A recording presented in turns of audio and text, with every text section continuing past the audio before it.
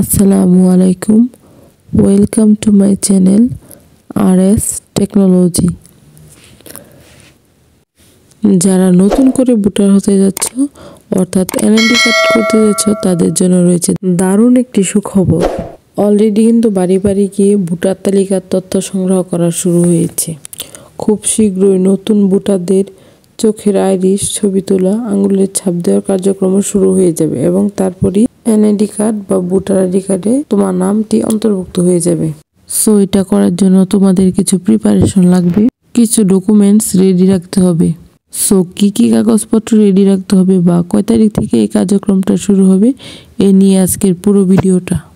চলো তাহলে কথা না বাড়িয়ে মূল ভিডিওটা শুরু করি। অলরাইট, আমরা চলে আসলাম আমাদের মূল ভিডিওতে।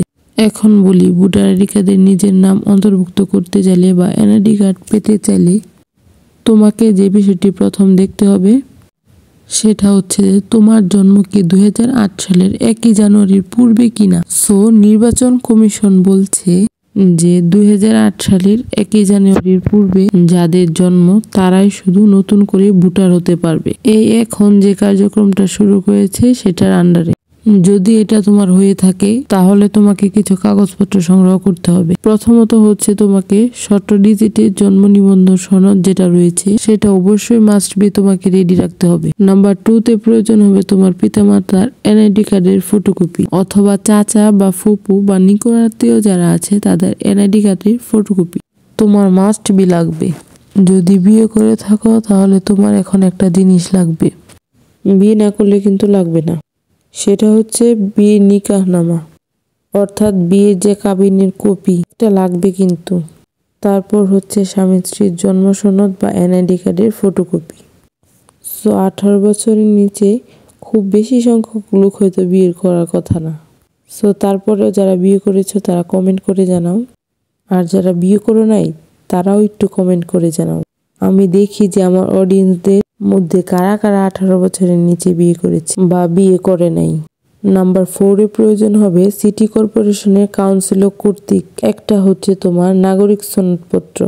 ইউজুয়ালি এটা তুমি গেলেই আনতে পারবা, অথবা ইউনিয়ন পরিষদ চেয়ারম্যান কর্তৃক নাগরিক সনদপত্র, এবং যেটা লাগবে সেটা হচ্ছে ছবিযুক্ত প্রত্যয়নপত্র, যেটা তোমার মাস্ট বি লাগবে। তারপরে যে বিষয়টা চেয়েছি সেটা হচ্ছে প্রযোজ্য ক্ষেত্রে, মানে এটা বিশেষ দরকার হতে পারে।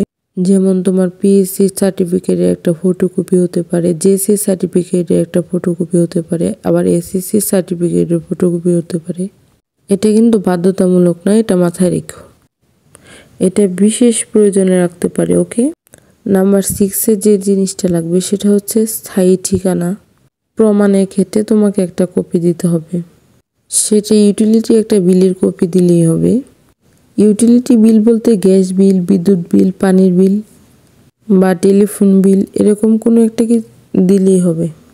সো এখন অনেকে বলতে পারো যে এগুলো তো আমার নামে নাই। তোমার অবশ্য থাকার কথা না। 18 বছর চেয়ে কম বয়স বা 18 বছরের বয়স বা 18 বছর চেয়ে সামথিং একটু বেশি, সেক্ষেত্রে তো তোমার এই ধরনের কিছু থাকার কথা না। সো এটার জন্য টেনশনের কিছু নেই। সো তুমি যে বাড়িতে থাকো ওইটা তোমার বাবার বাড়ি, ঠিক আছে? সো তোমার বাবার নামে নিশ্চয়ই একটা ইলেকট্রিকের বিল আছে। স্থায়ী ঠিকানা প্রমাণের জন্য এটা দিলে হবে, ঠিক আছে? সো যাদের এরকম কোনো কিছু নেই, অর্থাৎ ইউটিলিটি বিলের কোনো কপি নেই, জমির যে খতিয়ান আছে খতিয়ানের একটি কপি দিয়ে দিলেই হচ্ছে, অথবা জমির যে খাজনা পরিশোধ করতে হয় ওটার একটা কপি দিলেই হবে।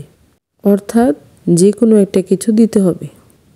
মোস্ট অফ দ্য পার্সনের বাসায় অবশ্যই ইলেকট্রিসিটি আছে, তো ইলেকট্রিসিটির যে কাগজ ওটা দিয়ে দিলেই হবে। সো স্থায়ী ঠিকানা প্রমাণের জন্য তুমি ইলেকট্রিকের কাগজের বিল বা যে কোনো বিলের কাগজ দিবা, ওটা যে তোমার নামেই হতে হবে সেটা কোনো কথা, ওইটা গার্জিয়ানের নামে হইলেই হয়ে যাবে। ওকে। আর যারা প্রবাসী রয়েছেন তাদের জন্য পাসপোর্টের একটা ফটোকপি লাগবে, ভিসার একটা ফটোকপি লাগবে, এবং বিমান যে যাতায়াত করেন ওই যাতায়াতের টিকিটে একটা ফটোকপি হলেই হবে।